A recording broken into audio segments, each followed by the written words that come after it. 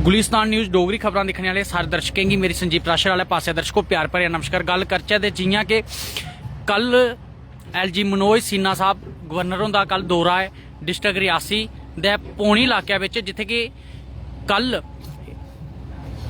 1 दिसंबर को लेइयै 11 दिसंबर तोड़ी जग्गे शुरू हुआ करता है और गवर्नर साहब आवा करदे। उत्थे वीर स्तंभ बने दा है और ओदा उद्घाटन करने वास्ते जेडे गवर्नर साहब आवा करदे और दिक्खा करदे तुस PWD डिपार्टमेंट वाली बक्खी दा किन्नियां सोहणियां तैयारियां कीतियां जा करदियां तो दिखा करदे हो जिथे कि उन्हें पूरा ग्राउंड विच जेहड़ा हुंदा हैलीकाप्टर वो उतरना है और हैलीपैड कोला लेइयै पुरिया कोला लेइयै ते लगभग पौनी तक जिहड़ियां कि इस वेले पूरियां तैयारियां कीतियां जा करदियां PWD डिपार्टमेंट वाली बक्खी दा और रोडें दी भी जिहड़ी हालत है उनकी भी सुध बुध लैती जा करदी है ताकि कल गवर्नर साहब होरें आना है।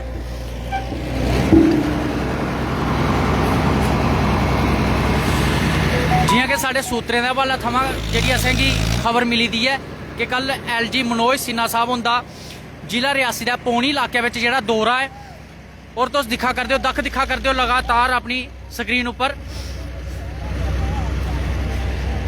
PWD डिपार्टमेंट की जिहड़ी नींदर है वह भी खुली गेदी है क्योंकि कल जिहड़े गवर्नर होर आवा करदे और जिहड़े खड्डे न वह भी भरा करदे न। लगभग पुरिया थमां पौनी तक जिहड़े भी सड़क विच खड्डे पेदे वह भी भरा करदे न ते कन्ने कन्ने तो दिखा करदे हो कि जिथे हैलीपैड उपर हैलीकाप्टर बैठना है तो उत्थों की भी जिहड़ी सुध बुध लैती जा करदी है। ये लगातार तुस तस्वीरां दिखा करदे हो अपनी स्क्रीन पर।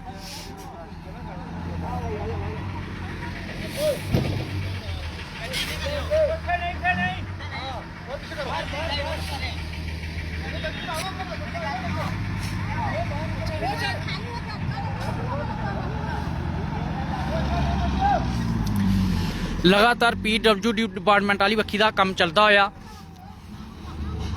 और जेडे सड़क उपर खड्डे खुड्डे बने दे वो भी भरा करते हैं और तुस लगातार अपनी स्क्रीन पर तस्वीरें दिखा करते हो।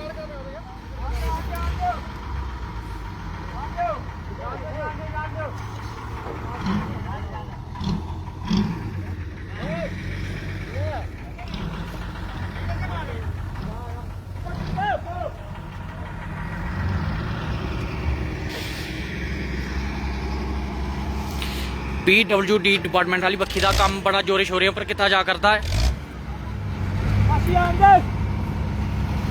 तो लगातार अपनी स्क्रीन पर तस्वीरें दिखा करते हो। ये तस्वीरां पूरिया हैलीपैड दियां और हैलीपैड थमां जिहड़ा कि पौनी बाजार तक खड्डे वगैरह भी भरे जा करते हैं।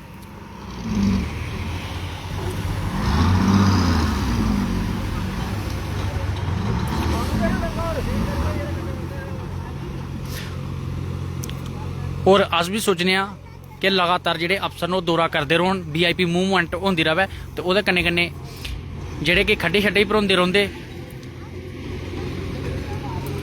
तो सड़कें की हालत भी जिहड़ी ठीक रौंदी है।